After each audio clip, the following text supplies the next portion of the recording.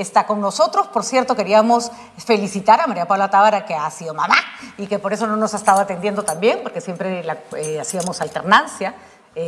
Nos gusta tener distintas voces y nada, felicitaciones a María Paula por esa nueva etapa. La esperamos tenerla de vuelta, no tan pronto, porque tiene derecho a un descanso y a disfrutar de su maternidad. Eduardo, querido, ¿cómo estás? Muy buenos días. ¿Cómo estás, Patricia? Buenos días a ti, a tu audiencia, y también me sumo. Bueno, yo la he felicitado por interno también a Paula, ¿no? Así es, una lindísima noticia para ella y para todos los que la queremos. Bueno, hemos visto esta tensión entre Ejecutivo y Legislativo, un show de fuegos artificiales, la verdad agotador. Conversábamos con José Ugaz, no sé cuál es tu percepción. No creo que Aníbal Torres quiera cerrar el Congreso, tanto como no creo que el Congreso quiera sacar a Pedro Castillo. La razón es muy sencilla. Las probabilidades de que le toque un Congreso más funcional que este a sus intereses es básicamente nula, ¿no? Una elección en este momento sería una especie de referéndum sobre si quieren que Pedro Castillo siga en el poder o no. Funciona, ¿no es cierto?, como una evaluación del gobierno de Castillo, y está bien, la gente puede ser apática, pero no tonta, ¿no? Sí, en una de las pocas cosas que yo coincido con el premier Aníbal Torres es que, de verdad, si quisiera forzar la situación a un nivel de cerrar el Congreso, lo podrían hacer. Así es. Y realmente tienen encarpetado, creo que como 60 proyectos en esa línea, ¿no? Para poder sacar cartas y seguir presionando al Congreso, ¿no? También creo que algo que seguimos evidenciando, y en la línea que lo venimos hablando en diversas semanas con los fuegos artificiales, es que hay un pacto tácito, ¿no?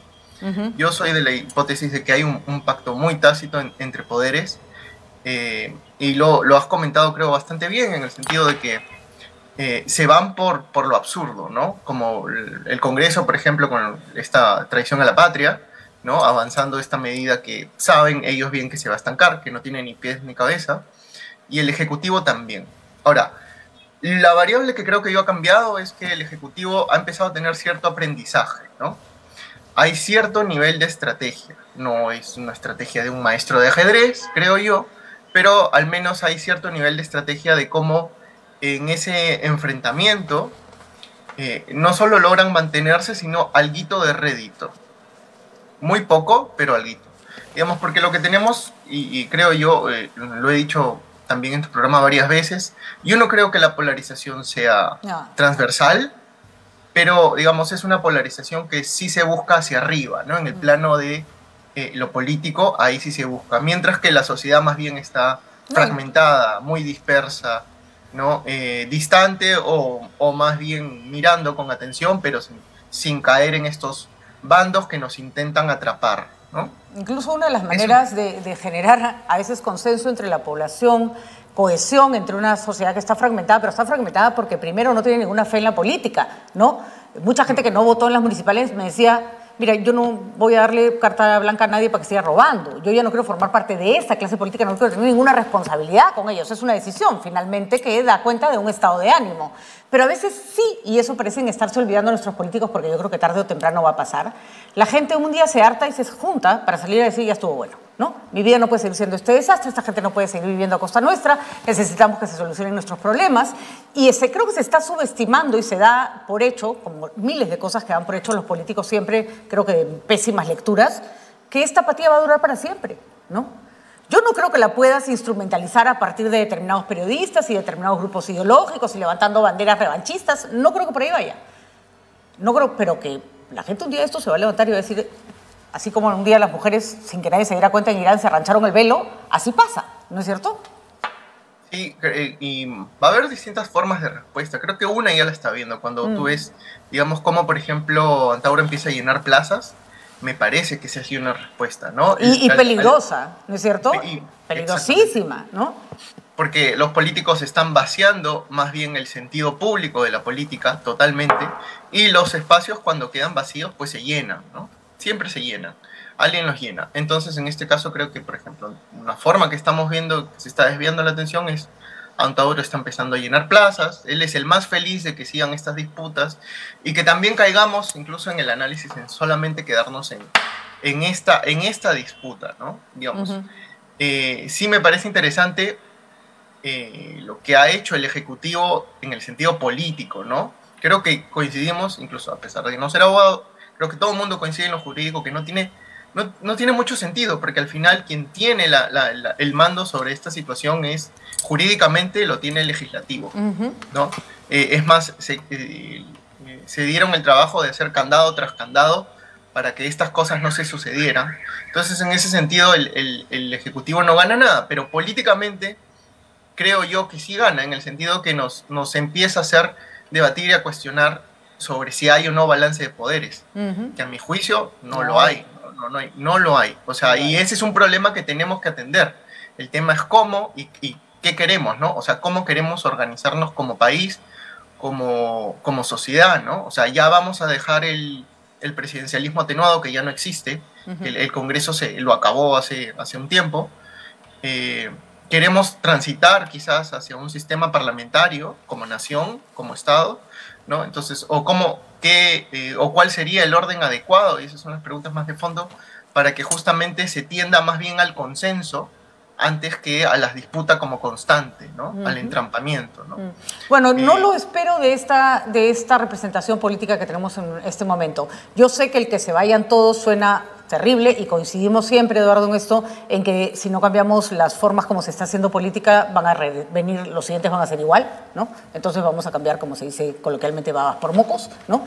Disculpen el término, pero lo cierto es que digamos, de esta clase política, de esta representación política, yo tiré la toalla de que busquen consensos. No solo porque no quieren, creo que ni siquiera están capacitados para escuchar al otro. Ya es un tema como que se han apoderado de un discurso confrontacional que creen que les funciona porque viven en la luna, ¿no? Y no van a abrazar otro. ¿O tú crees que sí? ¿Tú los ves poniéndose de acuerdo sobre algo? Salvo quedarse todos en el Congreso y los otros en el Ejecutivo, me parece que no se ponen de acuerdo sobre nada más, ¿no?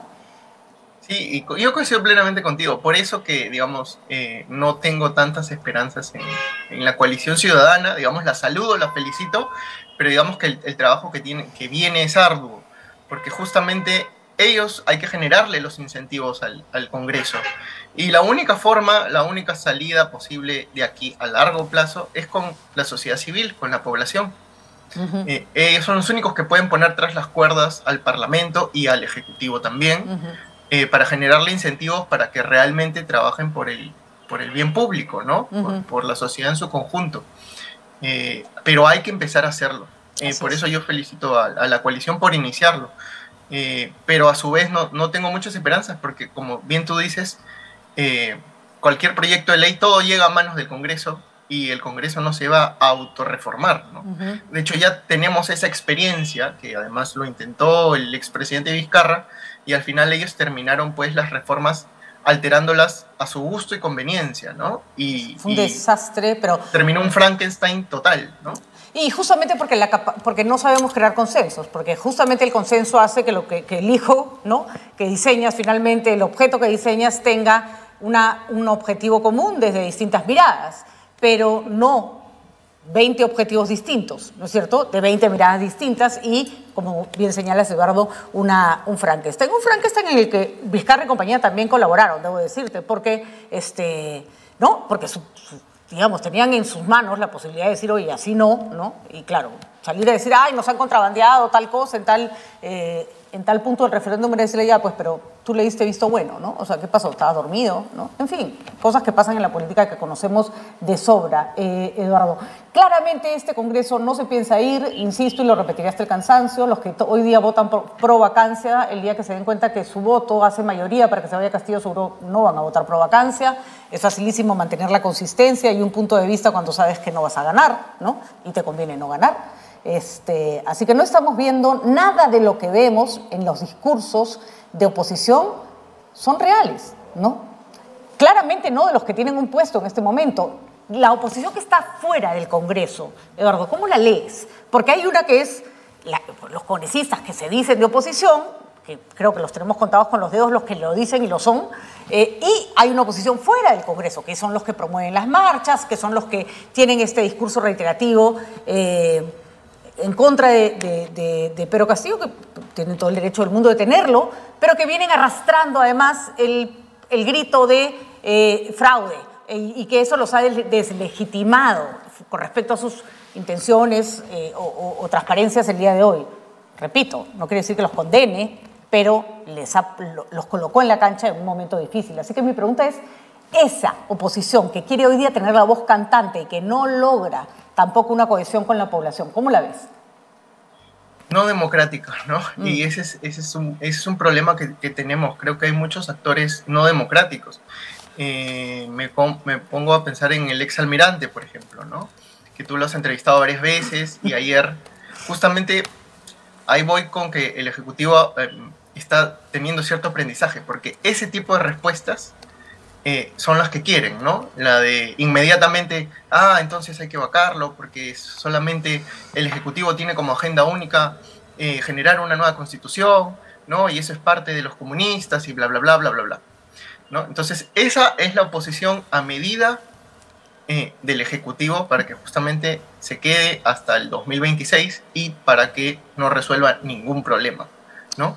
Entonces, por eso te digo, mi principal respuesta es que esa oposición la veo no democrática, ¿no? Lo que insiste con vacancia, vacancia y vacancia, ¿no?